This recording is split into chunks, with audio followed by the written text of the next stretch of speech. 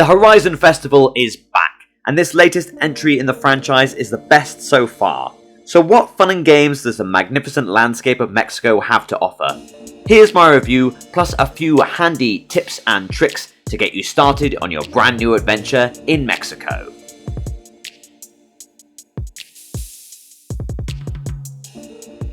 The game opens with a great showcase of the environment and a variety of vehicles for you to enjoy.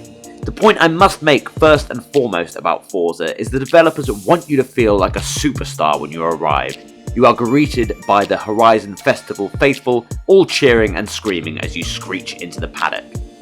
From there, the game gives you a nice opening event and then it's off to the races. The whole map is open to you straight away of course, and you are free to explore the various environments on offer in this newest title. You're given a handful of vehicles from the outset, but I would definitely recommend something off-road if you want to explore properly.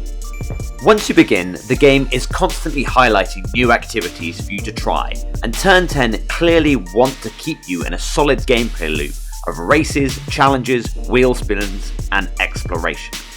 It's genuinely hard to put this game down because as soon as you complete something, another 5 or 10 things will appear for you to get stuck into. It's intoxicating to say the least, and you certainly won't ever find yourself bored playing Horizon. I've been a fan of the Forza franchise for a while, but I certainly haven't played all of the content Turn 10 have released over the years. As a UK native, I loved Forza Horizon 4 and spent many hours cruising around in my native land, but I'm pleased to be exploring a new environment that I'm less familiar with.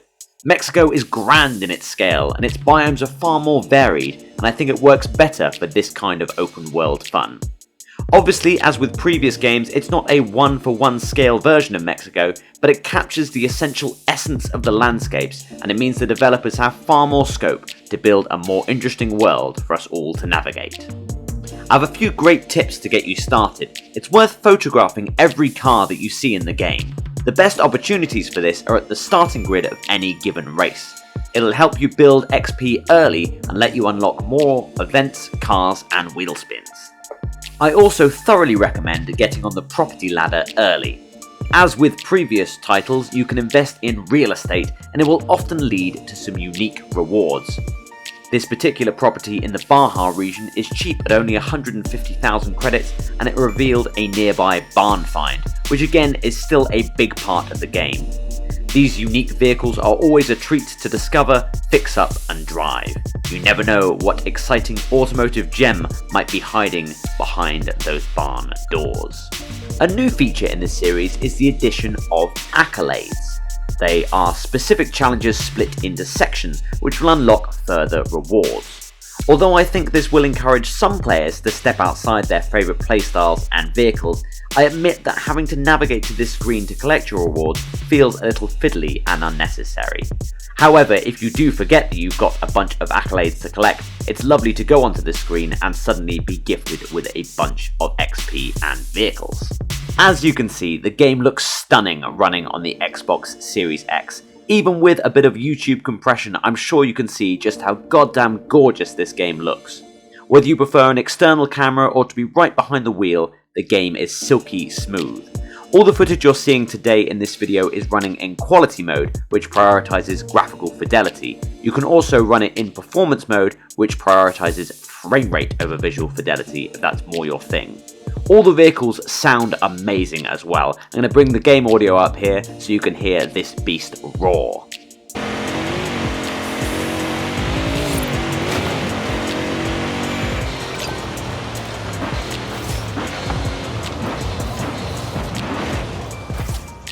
The game boasts an impressive roster of vehicles, including over 500 at launch, with many more to be added in the future.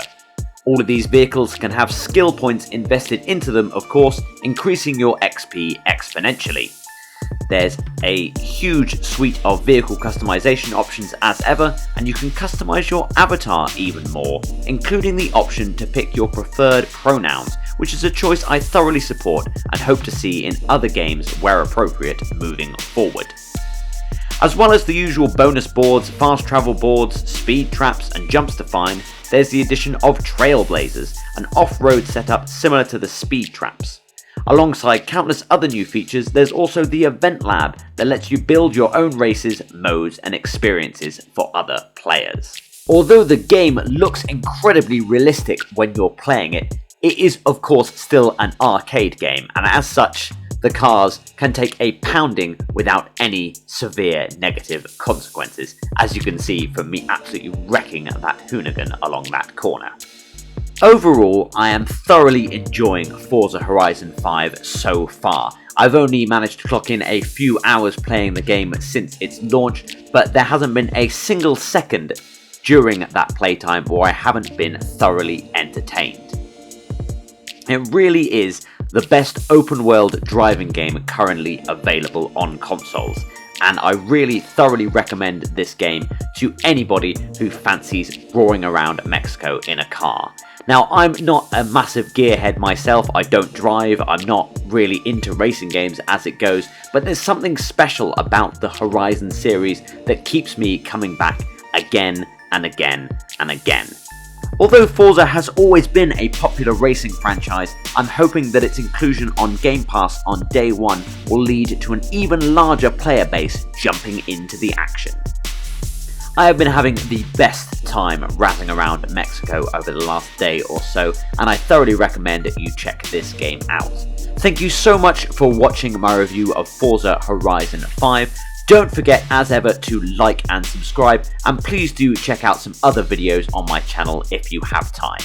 Thank you so much for watching, and I'll catch you in the next video.